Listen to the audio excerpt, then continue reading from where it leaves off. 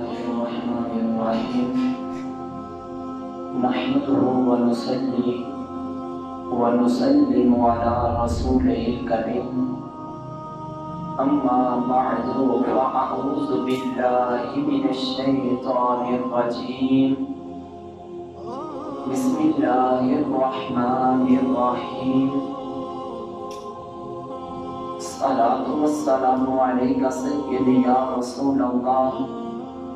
وعلى آلك وأصحابك سيدي يا حبيب الله الصلاة والسلام عليك سيدي يا نور الله وعلى آلك وأصحابك سيدي يا رحمة للعالمين۔ آج کی حدیث شریف مشکات المصاحبہ کی 2948 نمبر ہے، جس کو صحیح بخاری اور صحیح مسلم شریف سے نقل کیا گیا، اور کتاب النکاح کے اندر یہ حدیث مبارکہ پہلی فصل میں موجود ہے۔ اس حدیث شریف کے راوی حضرت ابو ہریرہ رضی اللہ تعالی عنہ روایت کرتے ہوئے فرمایا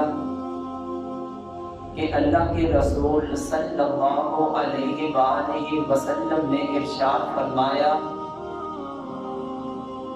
عورتوں سے نکاح 4 چیزوں کی وجہ سے کیا جاتا ہے، اس کے مال کی وجہ سے، اس کے حسب و نسب کی وجہ سے، اس کے حسن و جمال کی وجہ سے، اور اس کے دین کی وجہ سے۔ اللہ کے محبوب علیہ السلام نے فرمایا کہ ان 4 میں سے اگر تم کسی کو اختیار کرنا چاہتے ہو، اگر ان 4 میں سے کسی کو پسند کرنا چاہتے ہو، تو میں اللہ کا محبوب ہو کر تجھ کو اپنی پسند بتاتا ہوں کہ جب تم میری پسند کے مطابق اس عورت کے ساتھ نکاح کرو گے تو میری پسند کی وجہ سے تمہاری پسند اللہ کی پسند ہو جائے گی۔ تو وہ عورت جو دیندار عورت ہو اس کے ساتھ نکاح کرو، کیونکہ جو آدمی کسی عورت سے اس کے مال کی وجہ سے نکاح کرتا ہے تو مال تو ایک قحط کی وجہ سے، ایک جھڑکے کی وجہ سے ضائع ہو جاتا ہے۔ اگر کوئی آدمی کسی عورت سے نکاح اس کے حسب و نسب کی وجہ سے ہو کرتا ہے تو وہ بندہ ذلیل ہو جاتا ہے۔ اگر کوئی شخص کسی عورت سے نکاح اس کے حسن و جمال کی وجہ سے کرتا ہے تو اس کا حسن و جمال ایک بیماری کی وجہ سے ہی ختم ہو جاتا ہے، لیکن جو شخص دین کی وجہ سے نکاح کرتا ہے، اللہ کے پیارے محبوب علیہ السلام ارشاد فرماتے ہیں، اللہ تعالیٰ اس بندے کی زندگی میں برکتیں عطا فرما دیتا ہے کہ انسان جب بھی کسی عورت سے نکاح کرے تو وہ متقی پرہیزگار ہونی چاہیے، وہ عبادت گزار ہونی چاہیے، وہ باادب ہونی چاہیے، کیونکہ علامہ اقبال بھی فرماتے ہیں کہ بے ادب ماں باادب اولاد جن سکتی نہیں، بے ادب ماں باادب اولاد جن سکتی نہیں، معدن زر معدن اولاد بن سکتی نہیں، ماں فاطمہ جیسی ہو تو اولاد حسنین جیسی ہوتی ہے، ماں ام الخیر فاطمہ جیسی ہو تو اولاد شیخ عبد القادر جیلانی جیسی ہوتی ہے، کہ شیخ عبد القادر جیلانی کے والد محترم حضرت ابو موسیٰ صالح دریا کے کنارے پہ کھڑے ہیں، بھوک کی شدت ہے، ایک دریا کے کنارے پر پانی کے اوپر سیب آ رہا ہے اور اس سیب کو پکڑ کر کھا لیا، جب سیب کو کھا لیا اور دل میں خیال آیا کہ میں نے تو سیب کا جو مالک تھا اس کے پوچھے بغیر ہی کھا لیا، تو اب تو مجھے اپنے رب کی بارگاہ میں پکڑ ہوگی۔ اسی خوف کی وجہ سے جس باغ سے وہ سیب آیا تھا اس تک پہنچتے ہیں،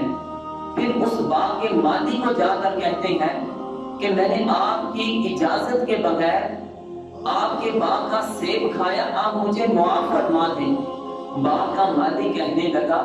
کہ میں تجھے پھر معاف کروں گا، تو اتنی مدت میرے باغ کے اندر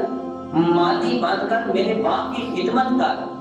جب تو اس مدت کے مطابق میرے باغ کی خدمت کرے گا تو میں تجھے معاف کر دوں گا۔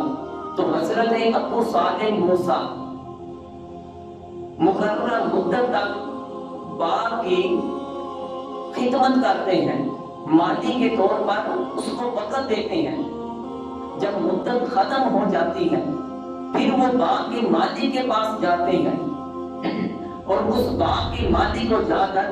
کہتے ہیں کہ اب تو مدت بھی ختم ہو گئی، اب مجھے معاف کر دیجیے۔ تو باغ کا مالی ابو صالح موسیٰ رحمت اللہ تعالی علیہ کو فرمانے لگا میری ایک اور شرط ہے، اگر تو اس کو پورا کرے گا پھر میں تجھے معاف کر دوں گا۔ تو ابو صالح موسیٰ کہنے لگے کون سی شرط ہے؟ وہ فرمانے لگے کہ شرط یہ ہے کہ میری ایک بیٹی ہے جو کانوں سے سن نہیں سکتی ہے، جو آنکھوں سے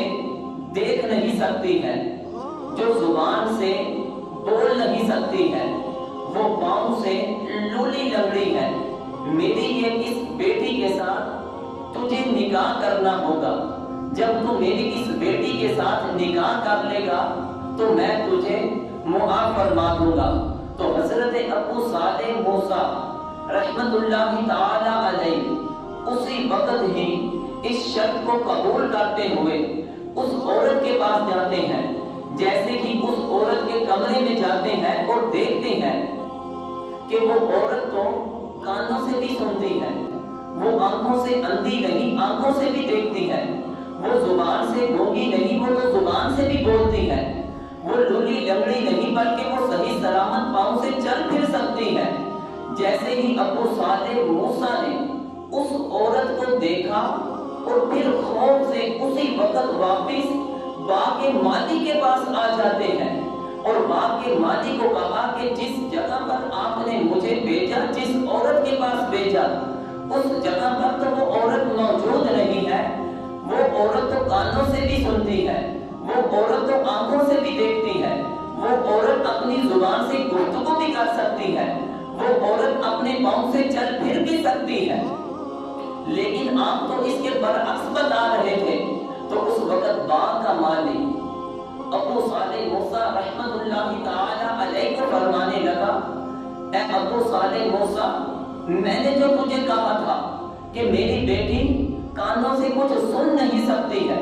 اس کا مطلب یہ ہے کہ میری بیٹی نے کبھی ان کانوں سے کوئی غیر شرعی بات کو سنا نہیں ہے۔ میری بیٹی نے اس کانوں سے کبھی گانے کی آواز، کبھی بےہودہ آواز اپنے کانوں میں نہیں لے کر گئی۔ میں نے جو کہا کہ میری بیٹی آنکھوں سے اندھی ہے، اس کا مطلب یہ ہے کہ میری بیٹی نے کبھی اپنی آنکھوں سے کسی غیر محرم کی طرف نظر نہیں اٹھائی، ان آنکھوں سے کبھی بے حیائی کے منظر کو نہیں دیکھا۔ میں نے جو کہا کہ میری بیٹی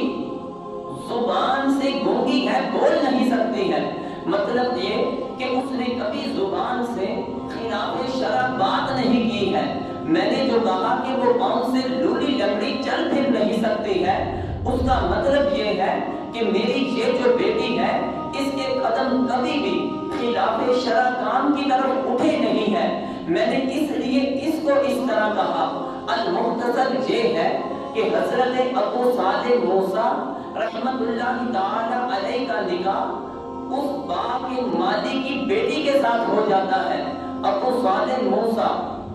رحمت اللہ تعالی علیہ خود بھی اتنے متقی پرہیزگار ہیں، اور جب بیوی بھی اتنی متقی پرہیزگار ہو کہ جو اللہ کے محبوب علیہ السلام کا فرمان ہے کہ تم اس عورت سے نکاح کرو کہ جو دین والی ہو، جو تقوی والی ہو، جو کثرت سے رب کی عبادت کرنے والی ہو۔ تو جب حضرت ابو موسیٰ صالح نے نبی کریم علیہ السلام کی پسند کے مطابق دینی عورت کو ترجیح دیتے ہوئے اس سے نکاح کر لیا، تو اس عمل کی وجہ سے اللہ کی ذات بھی ان سے راضی ہو گئی۔ تو جب نکاح ہوا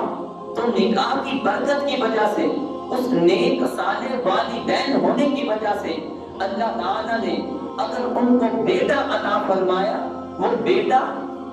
کوئی عام نہیں تھا بلکہ وہ تمام ولیوں کا سردار، پیدائشی طور پر اللہ کا ولی حضرت شیخ عبد القادر جیلانی بنتے ہیں کہ ابھی وہ اس دنیا میں تشریف نہیں لائے، ماں کے بطن میں ہی انہوں نے 18 قرآن پاک کے سپارے کی زبانی حفظ کر لیے۔ یہ برکت کیوں نصیب ہوئی؟ کیونکہ دین والی عورت کو ترجیح دی تھی، کیونکہ ماں کی جو گود ہے یہ انسان کے لیے پہلی درسگاہ ہوتی ہے۔ اگر اس درسگاہ میں